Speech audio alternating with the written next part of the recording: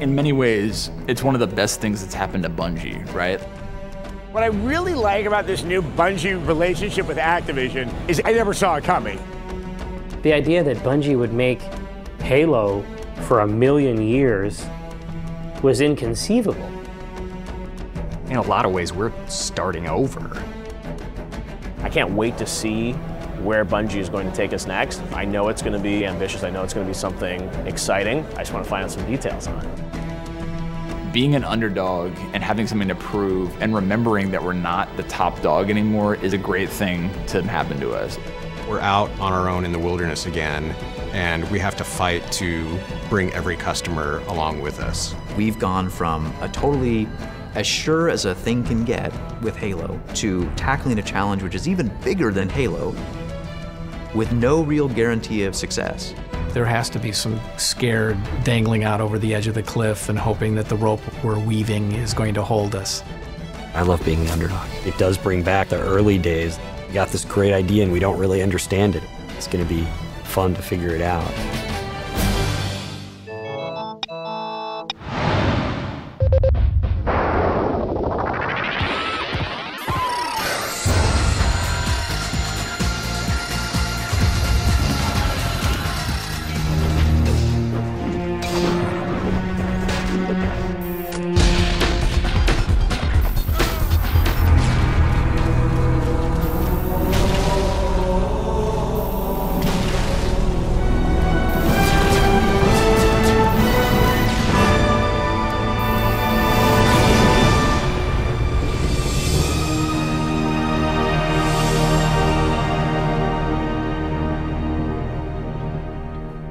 My senior year of college, I was taking an artificial intelligence class, and Jason was in that class. He had a way cooler computer than I had, which really pissed me off. So, we just got to talking and thought maybe we should try partnering up. It was clear right from the get-go that Alex was the business guy and Jason was the creative guy. Take his ass and take that camera. I was working on a game, and Alex was trying to start a company. All right, well, here we are in downtown Chicago. This is the classy part of town. The original Bungie office was not here. For that, we gotta go south. We occupied the second floor, so we got broken into a couple times. Several times, yeah. There was that crack house behind the building. I was employee number 5. We were in one room, well, a room and a half. Everybody did everything. We ended up with Pathways. Pathways into Darkness was our first successful game that made a profit. Then came Marathon, which was a real big hit for us. So, Jason, when you shipping Marathon? Marathon was the first shooter that actually had verticality to it. It had that sci-fi sensibility. Mac gaming didn't even really exist for me before Marathon. Marathon made me dizzy. I remember being amazed at the world that Bungie had created. We were bound by this camaraderie. Though we seem really immature right now, we're actually having some genuinely good interactions. Oh, geez. Good Lord.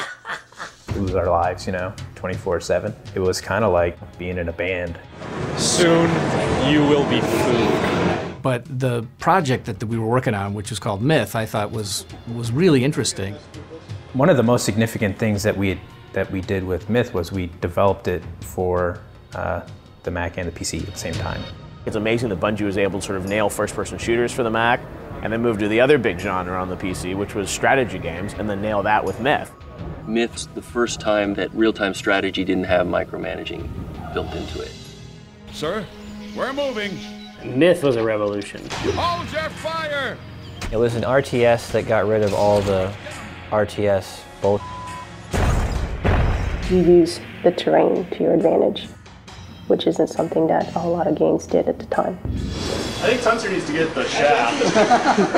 I definitely didn't think Bungie was going to last. It didn't seem like they had a real plan for the future. We had the advantage 20 years ago of being really stupid. I mean, being really young, but that young is stupid. That's pretty cool to see. In that mindset, like anything is possible, so you just get started and then you figure out what's hard on the way. This is what I think of the Computer Game Developers Conference.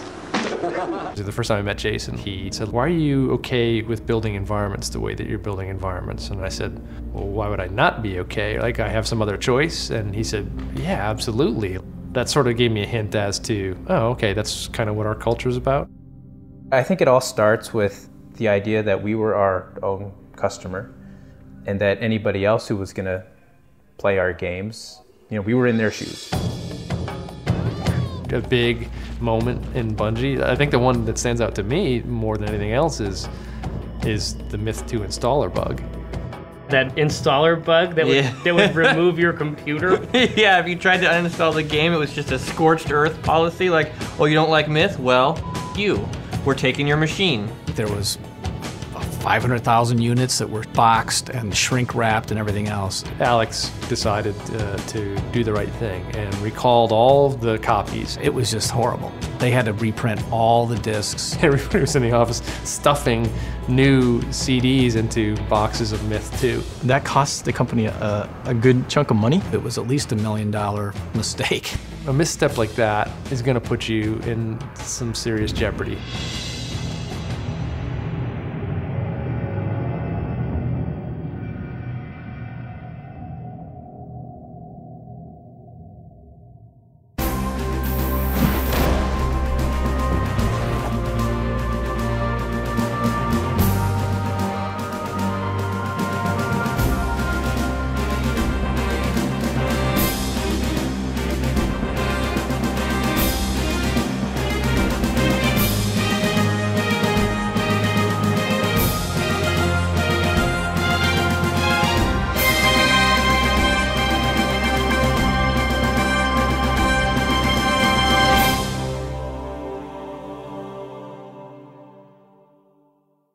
Started off with just 3 of us. We were at that time making what we thought was going to turn out to be a Myth-type clone with a sci-fi skin on it.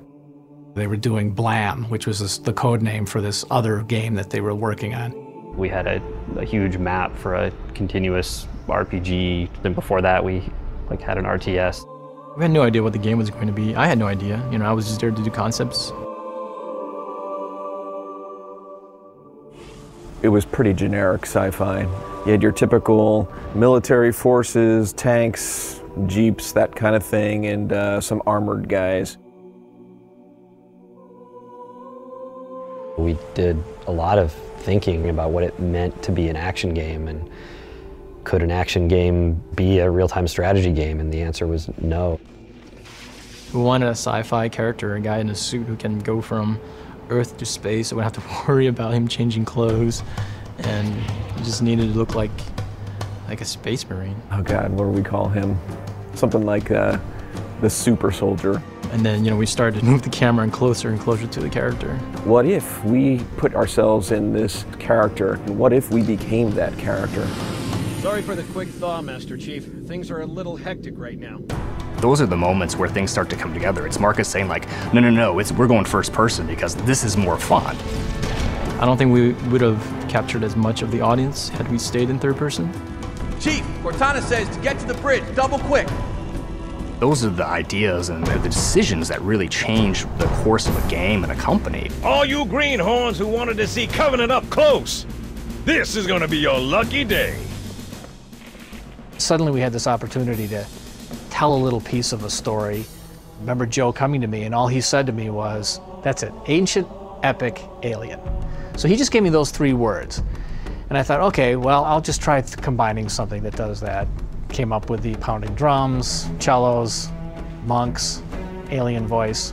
Showed it to the guys on a Monday morning, and then they got on a plane to go to New York and show it at Macworld the next day. This is one of the coolest I've ever seen. And we're going to see, for the first time, Halo. Which really went over big.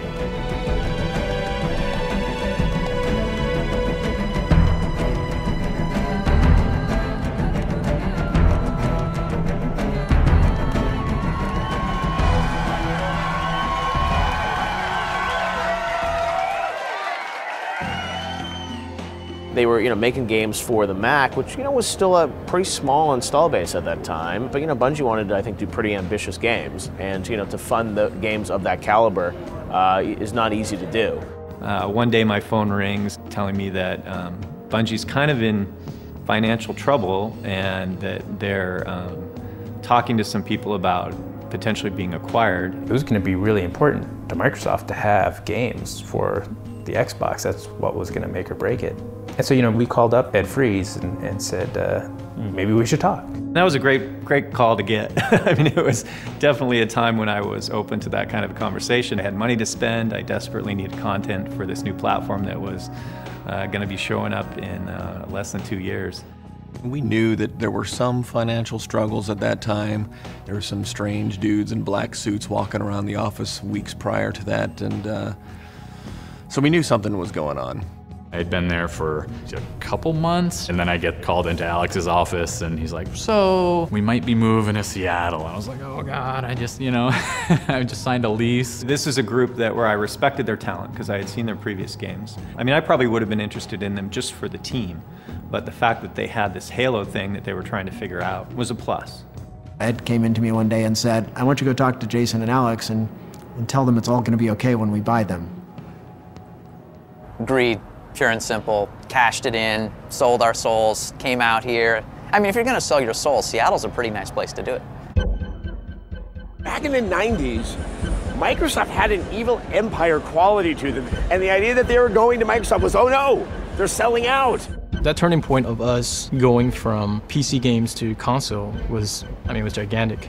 I think it was a giant gamble. Bungie, I think, presented a good opportunity for them, but it was incredibly risky too.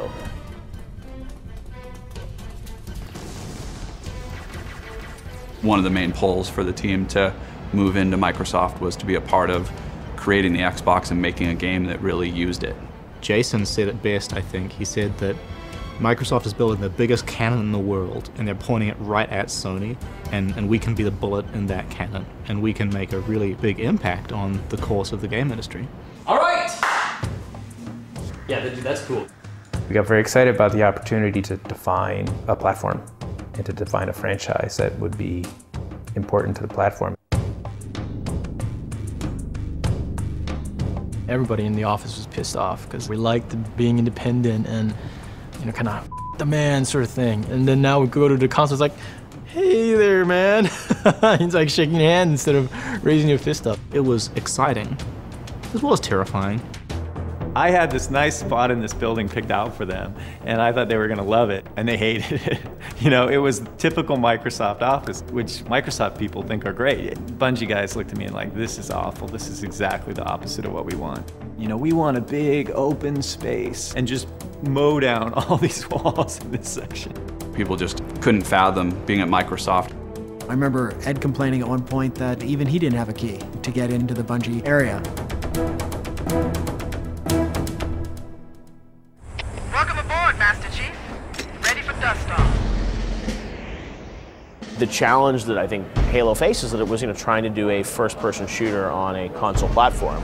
One of the biggest challenges was making a shooter that really felt right and worked right on a controller.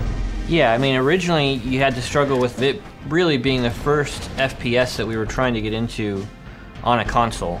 On a controller. With the Duke. It was huge. Coming from PC first-person shooters, it just really felt different. The reality of actually shipping on a console, there was a lot of pressure there. And we didn't have anything running on that console at all. When I joined, the AI for Halo was about 3 source files and a big block comments at the top that were just Jason's log of him frantically trying to get something, anything, up and running.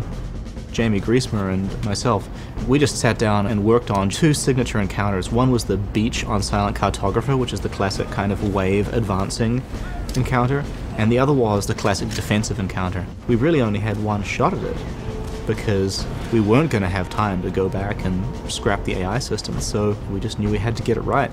We had a lot of content to build, gameplay experiences to create. So all these grand ideas we had of this huge open world experience quickly dissipated. Bungie has always had a way of finding out what's important in a particular game style and throwing away the extraneous stuff. Going to see if we can save some soldiers. Roger, Cortana. I think there were a very small group of people who felt like Halo would be the defining game of the Xbox. There were a lot of other games that were getting a lot more attention really than Halo. Malice, Munch's Odyssey, racing game. I think they put a lot of their bets on this game called Azarek. I don't know if anybody remembers that. Master Chief was certainly a part of it, but he wasn't the guy. It wasn't preordained that it was going to be Halo. Halo earned that right, you know, by being one of the best titles in development at the time. Good luck, Master Chief. On Halo, one of the moments that always sticks out in my mind was once we actually got B30 up and running and you could play it. Just something as simple as driving the Warthog on B30, which was fun. That was a defining game experience. They brought me in. Here's a prototype Xbox, here's a prototype controller, and here's this game called Halo. And he said, you know, Bungie. I'm like, who? Mac game? Are you joking? He gives it to me, and I'm sort of staring around. I'm like, oh wow, this is amazing. Like I just, and all it was the B30 running around on the beach and just shooting stuff. I was like, this is fantastic. There was such an energizing moment. I said, oh, you know, this is what we're actually making. All of a sudden, the team just kind of got traction and kicked in and started going at high gear. At that time, there were 3 teams. There was the Halo team, there was still the Phoenix team, and then there was the Oni team. They owe it all to the Oni team because before we came up from San Jose, they had no multiplayer, so the multiplayer designer and the multiplayer programmer came from the Oni team. Getting closer and closer to the deadline for Halo, each one of those teams ended up getting absorbed into the Halo team because there was just no way we were going to make it. We almost cut multiplayer out of it a few days before we had to ship the build because it wasn't really working that well. You know, we were having arguments about how many people can actually connect a box together. We're like, yeah, maybe in college dorms people will do it, but who's going to carry a TV to their friend's house? Everybody was pushing to keep multiplayer in, but none of us knew just what it would mean. That was the first time I had felt like I was part of a team that was moving inexorably towards something. The awesome thing was watching the game being built. I probably wouldn't have made the Covenant guys so colorful, but that was a request from Jason. Shinier, brighter, more color. I'm like, dude, you're nuts, man. This thing's like rainbow, it's horrible. Obviously it worked. I mean, he knows it from a gameplay perspective. Like, this is what makes games tick. Sleep well? No thanks to your driving, yes. So you did miss me. I think I auditioned with a British dialect, and then I auditioned with just a vaguely Spanishy, Frenchy, German sound. And I don't know if it was Marty or who said, just do your own voice, get in your lower register, and give that to us. Halo.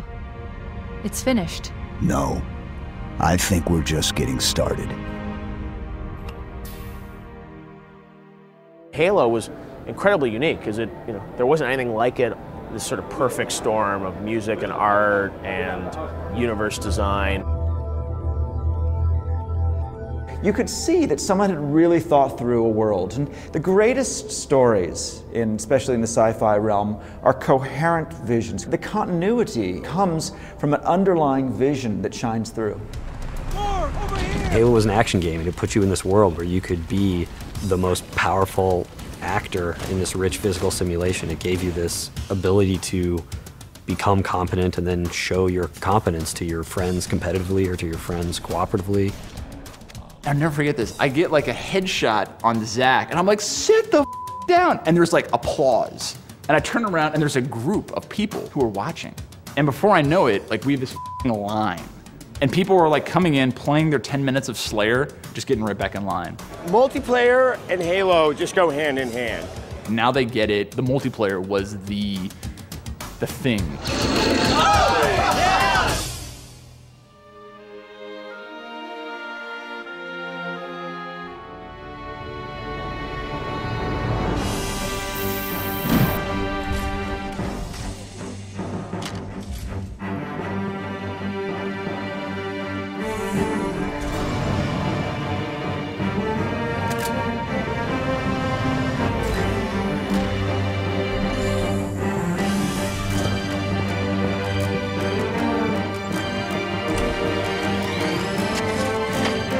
What if you miss? I won't.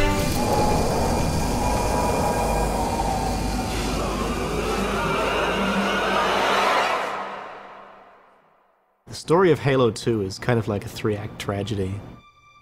In Halo 2, they really wanted to take even another step up in terms of the depth of the story in the universe. I mean, Joe and Jason and stuff have created this really rich universe, richer than you could get across purely in even the tools that they had at their disposal.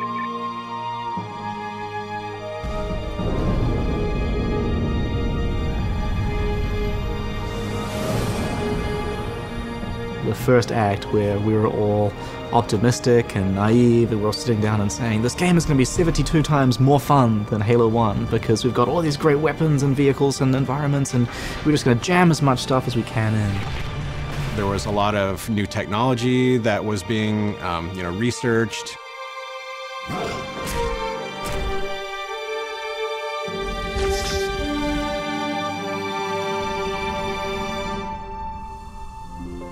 And we had to throw out a lot of stuff that we had wanted to do.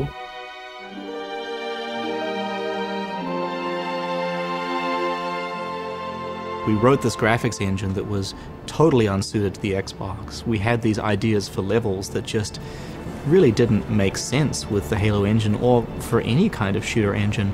We really wanted to do a game where we felt every mission, every environment is going to feel totally unique.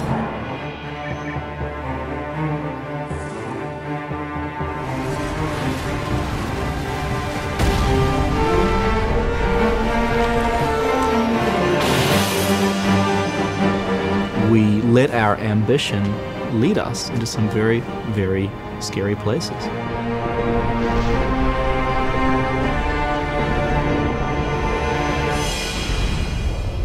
Multiplayer for Halo 2 was really a gigantic thrust for what we wanted to give Halo that we couldn't in Halo 1. Our goal was absolutely to create the virtual couch. Halo 1's multiplayer was done by, 3 or 4 people, tops, in 6 months. Halo 2's multiplayer was a massive investment.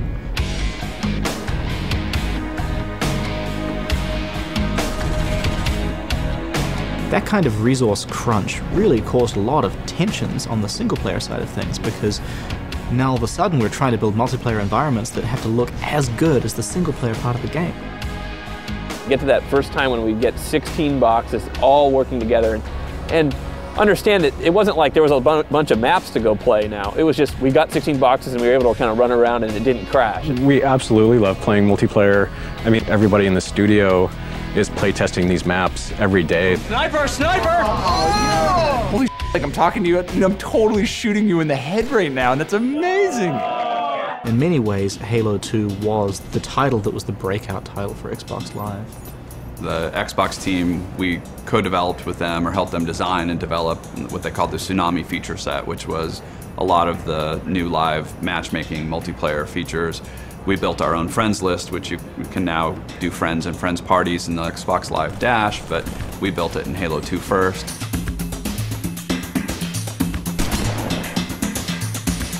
The console world kind of pushed back and said, those aren't console-y things to do, you guys don't get it. But we really did get it because we had already seen it be successful on the PC. You know, we had seen that multiplayer play is the future.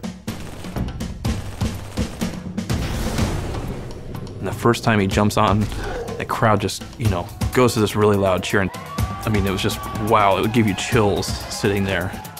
It's something that you don't really see very often at E3 in the middle of a demo where people are just like, yeah, that's awesome. No, we can't wait another year. I'm sorry, we can't wait. This game has to come out now. Yeah. I don't say the word awesome. Usually dude doesn't come out of my mouth. But the truth is, the game is awesome, dude. How the hell are we gonna beat this game? Hurry it up, let's get it out of here.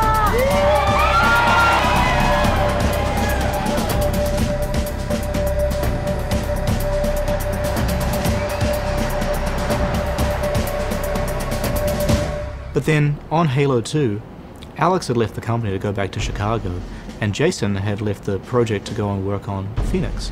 So without Alex and Jason, the Halo 2 team was led by a committee. We kind of went through the second act, where we were really trying to deliver something that was just impossible. We kind of found ourselves standing there after E3 2003, and we were kind of looking around and saying, okay, well, we can't possibly build this game. We were going to show something at E3 that was actually going to be in the game. It's not in the game. It was very clear at the time that the future of the studio was in Halo 2, and if Halo 2 failed, that the studio was going to be a very different and less fun place to be in. They were going to go back and rework things, and Jason was going to get more involved. And then they came back and told me it was going to basically be a year slip. The devil himself stood up and told us we were never going to ship it, and rammed his pitchfork up our asses. Halo 2's, not where we want it to be right now. How do we top what we did before? And even if we would say, wow, we're too tired to top what we did before, the pressure is there, and I think we put it on each other. A disastrous flaming turd of failure would be probably the right way to say it.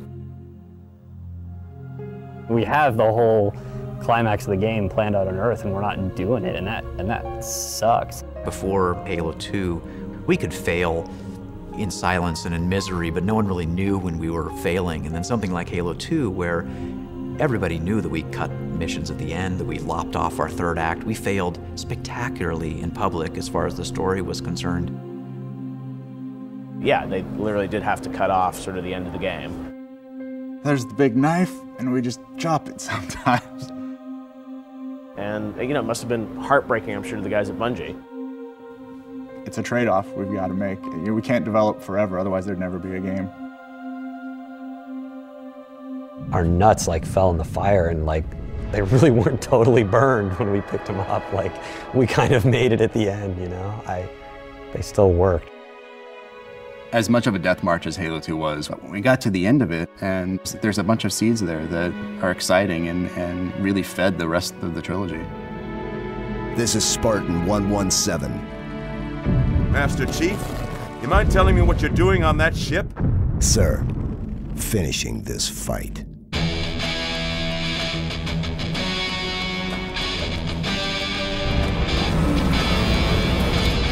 The difference between entertainment that's successful and entertainment that's forgotten is only how people react to it. So no matter how successful we were on Halo 2, it doesn't matter how hard you worked, and they don't give a shit if it took you 2 seconds or 6 years and 20 gallons of blood.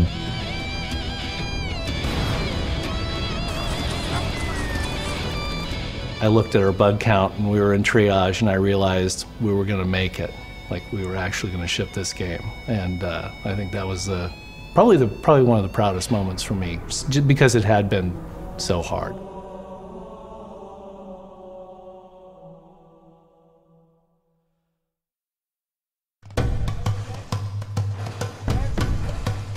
The biggest legacy that Bungie has had is in the community. I got him out, I got him out, I got him out. All of us were caught by surprise just to see how it became a cultural phenomenon in its own way, with people gathering in basements and having LAN games. Don't jump!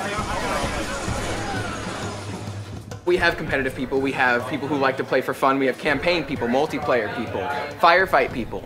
Doesn't matter how far or how hard it is to get here, we do it because we love it. We've got people that flew here from Sweden, we've got people who come from every corner of the country, and that's not a hardship, that's part of it. I pick people up that I have never met before, and I drive them here from the airport, and it's crazy. I mean, I've never met them, but somehow we share this bond. Somehow we've been friends, even though they've only existed as characters on a chat room screen. You have people here that didn't even start with Halo. They started with Myth or Marathon, and they've carried through this whole time, and it's incredible. Bungie's always showed a love for its community. They're here right now. They're not just a gaming company. There's an interpersonal relationship between the millions of fans that Bungie has and the employees. Anytime we get together and have a LAN party like this, you see that interaction, you see people joking around together and having fun. It's fantastic. To me, it's become more about the community than the games. A huge chunk of my life has been this game and this company and the fans of this game. 20 years from now, when I'm not playing games at all anymore, maybe, this is the stuff I'll remember. We were kind of in on the ground floor, seeing how this group of guys in Chicago, seeing them slowly work their way up and not forget us. When you're spending that much time invested in a game, it is nice to know that people are listening to your responses to it.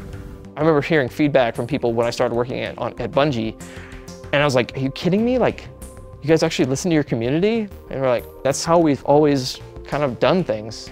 I went to E3 and signed autographs, and that blew my mind that there were so many people in line and excited about this game. Bungie's done an amazing job, I think, speaking to its community on an ongoing basis. Had me at Halo. That is our expression. I think that because they were obsessive in what is this world, who are these people, that you could get a community forming that would do derivative fan-based work. And my favorites of this are the Red vs. Blue series. How ironic. No, that's not ironic.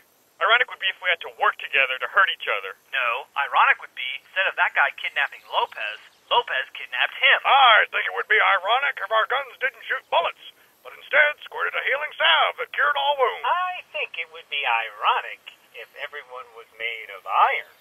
The fact that Red vs. Blue even exists is a testament to what Bungie does for their community. Absolutely. Because anyone else, it would have just been, bam, cease and desist. Hey Jeff, look what I got in the mail. So. let's move to Mexico. Where we are today with the community, you can capture it all and bundle it up and say, this is what we're all experiencing together, developers and players. They do things with Halo that we never expected.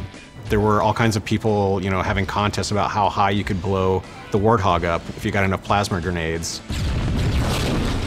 Randall Glass's Warthog jump video really resonated with the community because he was doing something really cool inside of the game with the physics engine and the Warthog, and people were inspired by that. Getting to places on the maps that we'd never seen before, creating art in the Forge. And when you realize the impact the work that you're doing has on people and such a broad group of people, it's really surprising. Because of the community nature of the storytelling, right? They find the pieces and tell it to each other. And so they're the storytellers rather than just consuming a story. People will live it and breathe it, and that breeds real communities, not just inside of the game, but people that create lifelong friendships. People get married in Bungie games, and I think that's pretty incredible.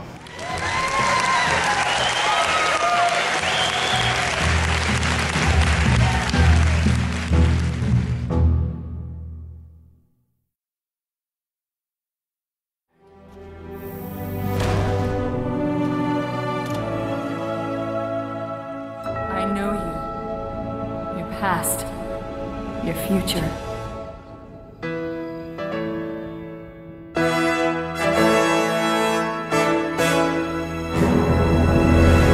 All I gotta say is we're on Halo 3 right now. That's all.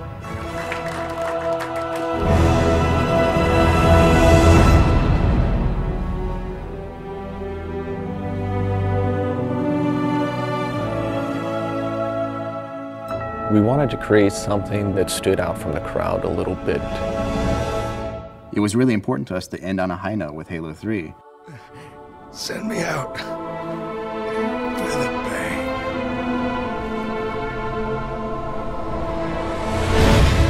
Halo 3 was going to be the end of the trilogy. We knew that we had to do it better than we did Halo 2.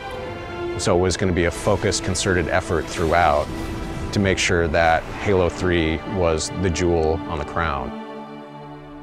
I still remember the first Halo 3 reveal trailer, Master Chief kind of walking through that smoke. I think what really dazzled people about that trailer was that it was in-engine. A really powerful moment, I think, to realize that this world of Halo was going to be taken to the next level.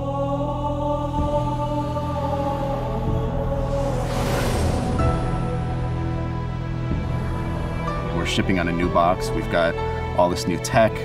We're kind of rewriting the engine. We've got higher def. Everybody was fighting over all the new memory, all the new processing power. Where was it going to go? Was it going to go to graphics? Was it going to go to AI?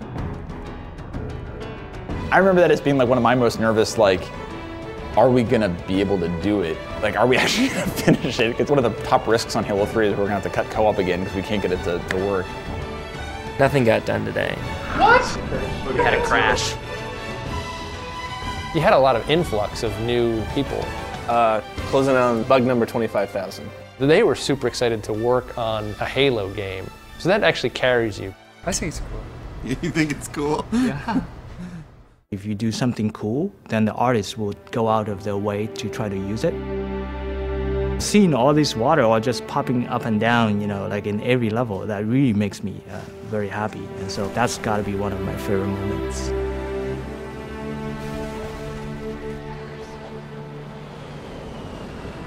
The way that the lighting came together, seeing the skies on the 360 for the first time, sketching out those ideas and watching it step by step come to fruition, and then finally seeing it on TV for the first time. I was just going through that process was amazing.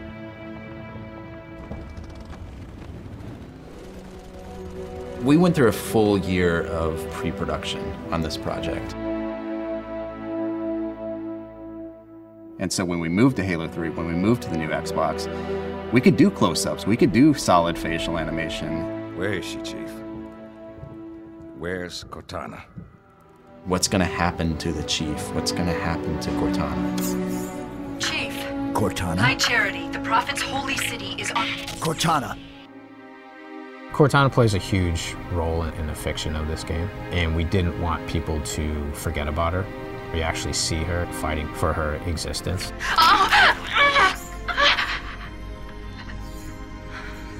Hurry, Chief. The Ark. There isn't much time. It was just a really powerful idea for us. You know me when I make a promise.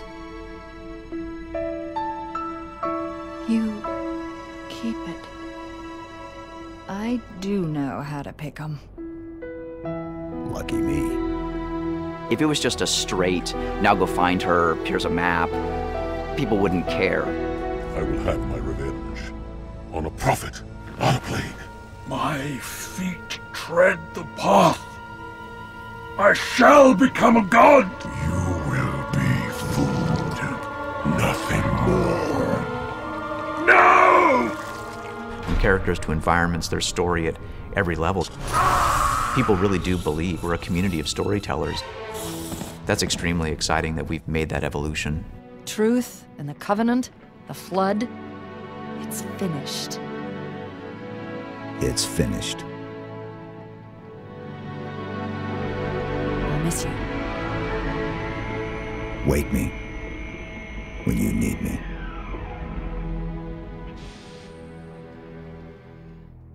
Halo 3 to me seemed to be like the next step after Halo 2 from the point of view is when we added Forge, File Share, Save Films, and Co-op.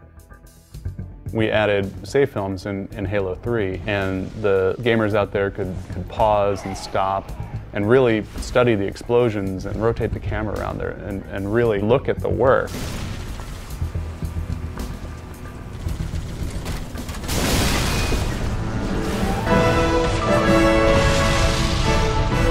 That was a real-time, direct connection to our community. It was probably the moment at Halo 3 launch where I realized, wow, this is as big as anything can get.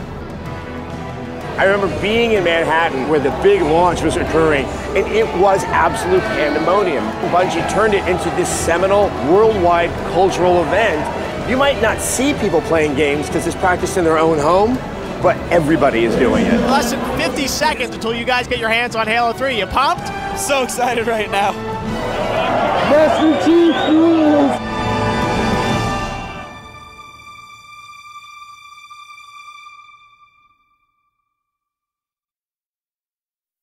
Back when Bungie was founded, you know, with Jason and Alex and their friends, the culture of Bungie was pretty simple. There's a bunch of college kids who wanted to drink beer and eat pizza and like do amazing cool stuff in their basements. It's such an important cultural ideal here that this studio owns what it creates. Independence was going to be the only thing that was going to be able to allow us to do what we wanted to do. In the end, I think the transition was good for Bungie, the journey through Microsoft, the being able to integrate on the Xbox. We're a different studio and a more potent studio. We're going to do things that we never could have done. The deal was essentially, we make a couple more Halo games, we leave Halo with Microsoft, and we can split amicably. So, I mean, ultimately the price of our freedom was to leave our baby behind, to move from being Halo developers to Halo fans. Having to leave Halo behind because we left Microsoft, it's kind of a high price, but that's the price of the next thing that you're going to give birth to. That's going to be a seminal moment for the studio.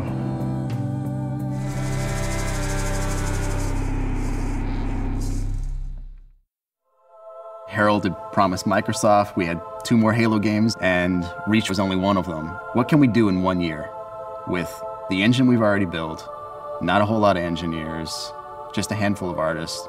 What can we do in a year to get a game out the door? Harold looked at us and said, make it happen.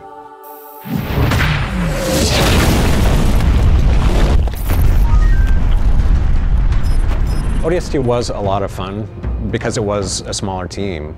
It got back to, feeling a little bit like what that Halo 1 experience was. We wanted to try something that we'd never done before and breaking the mold of what people expect from Halo.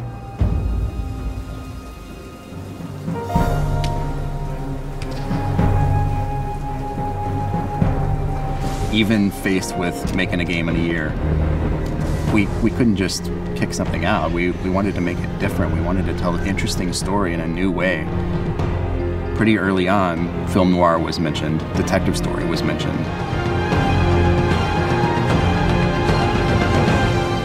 Putting that twist on telling a small story inside the universe just coalesced super quick. Very early on, we latched on to the concept of the nighttime city. It was always more about the silence and the mood and the ambience. I did brand new music for ODST because it was such a different mood. It was not at all the big space opera. It was the one day, one night story, film noir, rainy, wet, wonderful atmosphere. For me, it meant this should all be new music. I was kind of hoping that wouldn't be 6 hours of new music, but it ended up being about 6 hours of new composed music.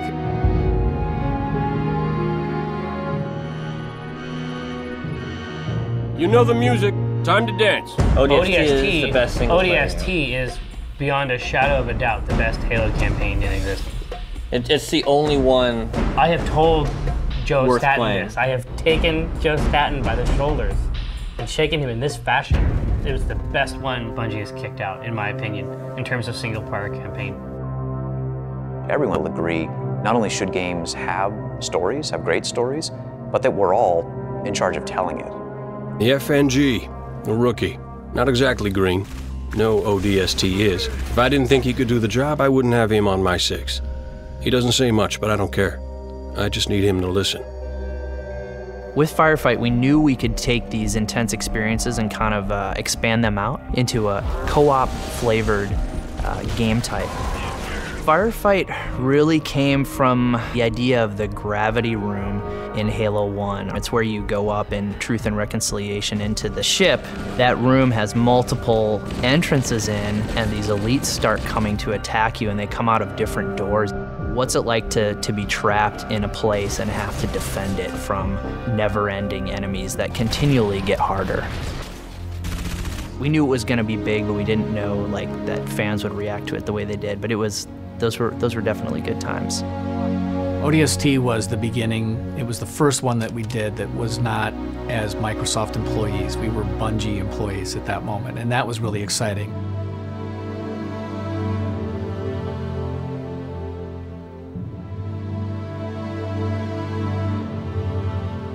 The Covenant have found Earth. They own New Mombasa. Anyone that could have driven them off is dead or gone. I'd say that makes for desperate times. Me and my team? Guess we're the desperate measures.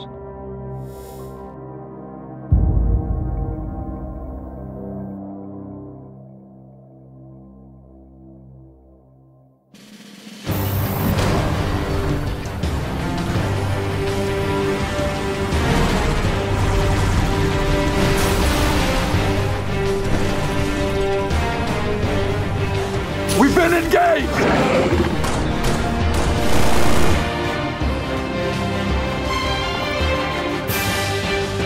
It's the winter contingency. He can't help us all.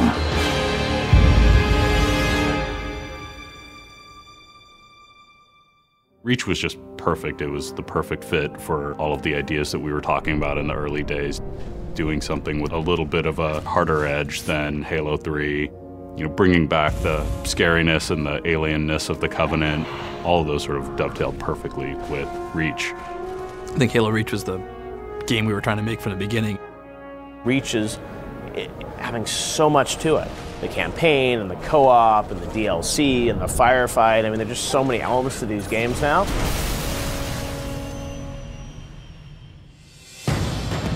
We have this opportunity to look at the entire franchise, and we were like, okay, it's now our time to close out Bungie's contribution to the Halo universe. How are we going to do that in a way that does justice to this big thing that we created? We're able to pick up the notepad and say, oh man, look at these 15 things that we crossed out we just couldn't do. And let's start there, and then let's see what else we can do as well on top of that.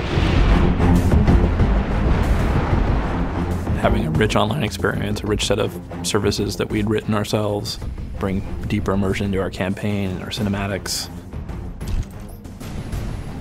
Mocap became integral into all of our gameplay animation systems. If you look back on the whole series, our animation system actually had pretty much been the same.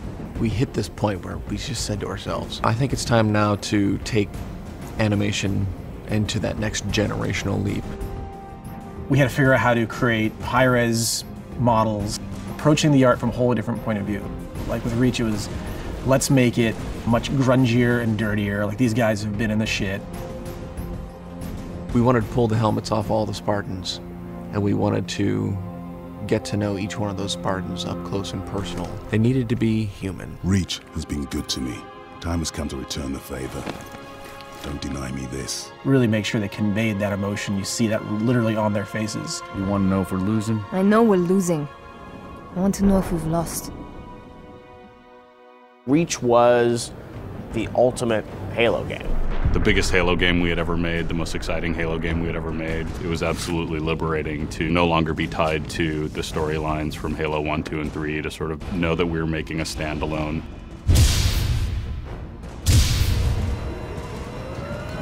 I don't think you can make a good game these days without taking into account all elements of it.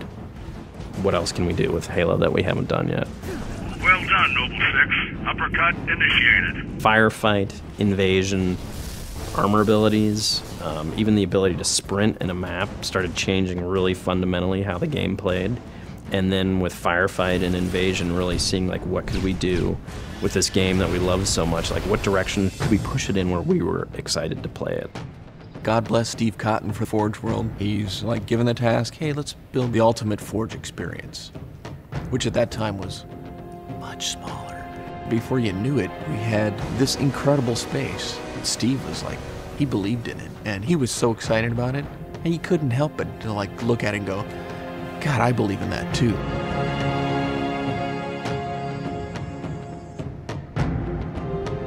I think anyone that played Reach and was a fan of Halo, I think felt a sense of completion. I look at that final sequence with, the helmet sitting there shattered and, the world around. I mean, it actually, it reminded me of that first moment when I saw Halo at E3. I was more proud of Reach than I was of, like, any game I've ever worked on. With ODST, with Reach, in ways that we haven't revealed yet, we absolutely learned important things from all of those games. How does it feel to finally be launching this game? Feels better than we ever thought it was going to be. I mean, we're super excited to have this game finally get out there in the hands of our fans. And the reviews are out online. People are loving this game. They're saying it's the best Halo game you guys have ever created.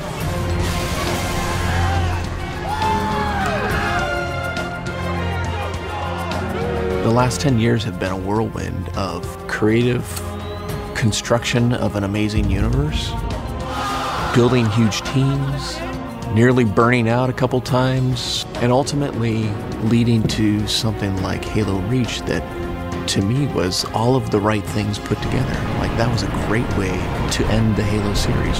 That was the perfect way to do it.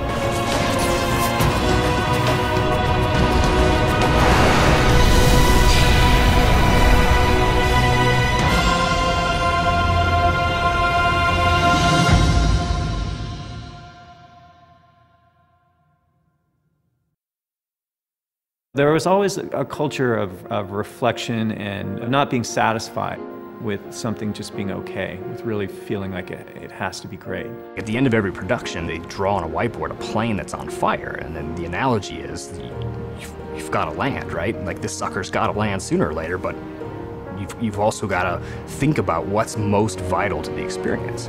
If you hold on to everything in the back of the plane, all your dreams, all your hopes, all your aspirations, you're going to blow up. So you've got to eventually get light and land that sucker. There's a lot of great stuff that was almost cut. The shotgun was almost cut. But, you know, good is never good enough for Bungie. Everybody cares. Everybody sits in the same big pit, and we're all in it together, and it's a good feeling. The people here are really critical. It's really hard to impress them. Yet, the best part is how much fun it is to work with them. We've joked about it as a three-ring circus. Sometimes the spotlight shifts around. Everything is really active at all times. As we get better at doing things, we also keep biting off more and more and more, meaning that we're always on the verge of tackling something too big and falling on our faces. There's always this moment where everything just comes together, it all coalesces, and the effects guy goes like, here's what I've been working on for 18 months, bam, and it just all self-assembles, almost as if it's a sentient being. There's a reason I'm loyal. I didn't know I was a first-person shooter until I played Halo.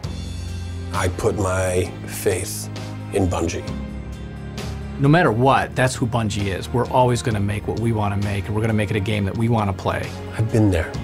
I've seen the noses to the grindstones. I know what's going on. I know that they're working hard. I know that they're passionate. I wanted to make sure that the fans know that we did Halo because we wanted to do Halo, and we did the ODST because we wanted to do ODST, and we did Reach because we wanted to do Reach. But now we want to do something brand new, and now we want to do something different. I can't wait to share with the fans what we're working on. We are moving on. We're building something new, something totally different. Looking forward, everything needs to be invented. Everything has to be created from scratch. There are no characters that are returning because all the characters are new. It's really exciting to be part of such a big team working on something brand new. Bungie's next project is obviously incredibly ambitious and incredibly exciting. You know, a new world, a new universe. There's a scale to what Bungie wants to do, which people have not seen before. We feel responsible for not just telling an isolated story, but for building a universe that at some point is going to become more the fans than ours. It's going to take a life of its own. We don't know what the future holds. We have to push past that self-doubt and that fear. If it's not scary, then it's not going to be good. We have other ideas. We have other, worlds that we want to create. We want to build a universe where any crazy shit can happen. We've got all that experience making really big games, so we know that what we're aiming for is going to be just that much bigger. One reason that Tiger is so intriguing to so many people in the studio is that it's reaching players in ways that we haven't before. That's it. That's gonna be fun. Clear the fucking table. I believe that it absolutely will be a game changer in the way that Halo was a game changer. We didn't even know how big Halo was going to get. How can anything be bigger than Halo? We'll find out.